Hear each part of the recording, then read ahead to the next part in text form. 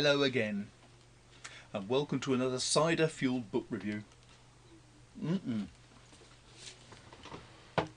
Today, I'm going to talk about book number 9 in my Templar series, which is Traitor of St. Giles. Old cover, new cover, very nice, both of them.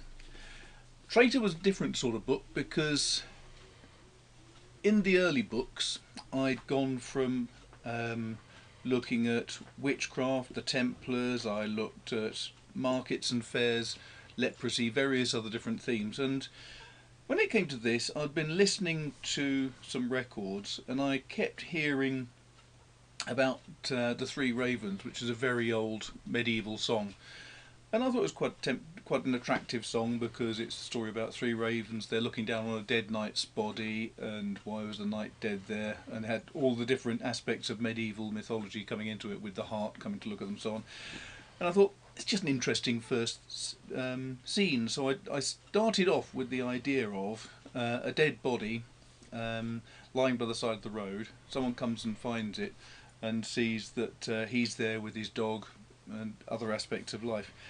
But it then got a bit more confusing because I also had been reading quite a bit about the way that the law used to operate in medieval times, and one of the things what I loved was the idea of abjuring the realm.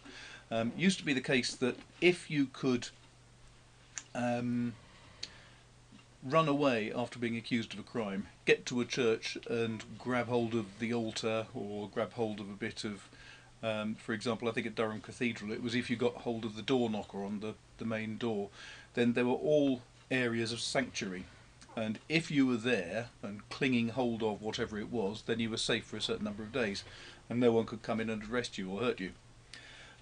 If at the end of the set period you spoke to the coroner and said, okay, I confess and I'm going to abjure the realm, what it meant was that as a criminal you were allowed to leave perfectly safely. The coroner would tell you to take a cross or something. You'd have to dress yourself in penitential clothing and carry a cross to the nearest port, and the coroner would tell you the route you had to take, and when you got there you'd have to find the first ship that would take you away from the country. If there was no ship there immediately, you would have to demonstrate your good faith by walking into the waves up to your knees and standing there for a certain amount of time every day until you got a ship which would take you out away.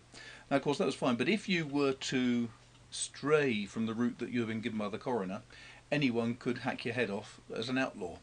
Well, that's a fun little idea to put in a book. So this book actually starts off with both of those concepts. An outlaw who's tried to abjure the realm but didn't quite make it, and a knight who's been executed as well, which I think made for a really good story. I then set it in a lovely location, which is Tiverton. You can still go out to Tiverton and see the castle. Brilliant place to go and visit. It's very atmospheric. And the nice thing for me was I got married there, so it's always had a fairly appealing connotation for me. So, there you go. Traitor of St. Giles. Very good book. Available now as a paperback, as an e-book, and just about any other format you want, really. Go out and buy it. It's a good one. Thanks a lot. Take care.